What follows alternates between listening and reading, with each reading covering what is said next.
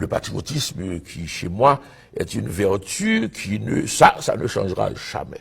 Je ne vois aucune mondialisation qui peut m'empêcher d'aimer Haïti, d'être fier d'être haïtien et de vouloir me consacrer au bien d'Haïti. Je le disais à un ami hier, on me posait la question, c'était avant hier à New York. Écoutez, de même que le poète français Aragon, parlant de sa femme, de sa compagne, Elsa, a écrit, pour dire qu'il l'aimait, a écrit un recueil de poèmes qui s'appelle Le Fou d'Elsa. Eh bien, moi, je suis le fou d'Haïti. Je suis comme ça. Personne ne peut plus me changer. Je suis haïtien jusqu'au bout de mes ongles. Donc, la tâche haïtienne est pour moi quelque chose de fondamental et je sens une responsabilité, tant que je vis, de donner quelque chose dans ce qui concerne Haïti.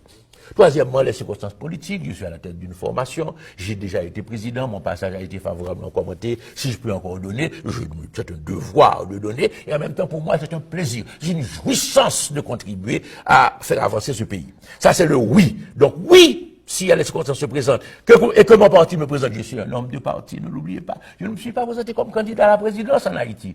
J'ai fondé un parti politique.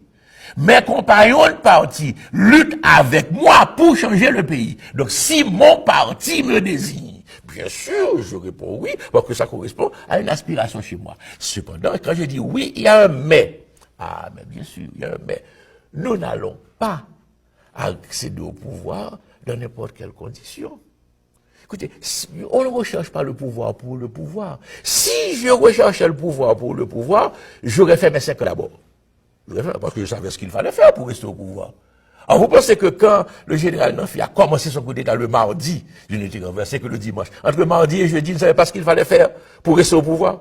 Bien sûr, je savais ce qu'il fallait faire pour rester au pouvoir. Seulement, mes principes, ma conviction, ma foi démocratique ne me permettaient pas de le faire. Je l'ai dit à plusieurs reprises, tous les Haïtiens le savent. Moi, je ne vais pas au pouvoir pour tuer du monde. Je respecte la vie d'autrui et je pense que nous devons apprendre en Haïti à respecter la vie d'autrui. Il n'est pas question de ça.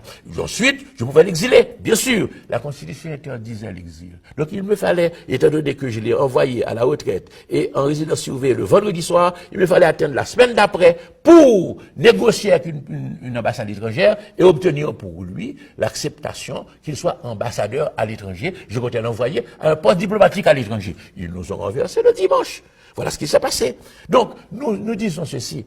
Il faut quand même que le pays enfin comprenne que nous devons arriver à une ère nouvelle, où l'on respecte la vie, où l'on respecte les droits, où l'on respecte les libertés, où on a l'état de droit. C'est dans cette condition qu'il faut gouverner Haïti. C'est dans cette condition, dans ce chemin qu'il faut mener Haïti. Avec nous, c'est clair que si nous devons aller à la bataille politique, c'est qu'il y a la possibilité de changer la vie, et nous prenons ce risque, nous nous combattons avec courage pour faire triompher cette possibilité. Mais si les conditions étaient telles qu'il fallait passer par les fourches codines d'une puissance étrangère qui choisit, il faut accepter ces conditions à l'avance pour être président, eh bien à ce moment-là, c'est évident que moi, personnellement, je ne suis pas l'homme d'un tel itinéraire pour revenir au président de la République. Je pense que le peuple haïtien mérite qu'il y ait une équipe de gouvernement capable de penser aux problèmes haïtiens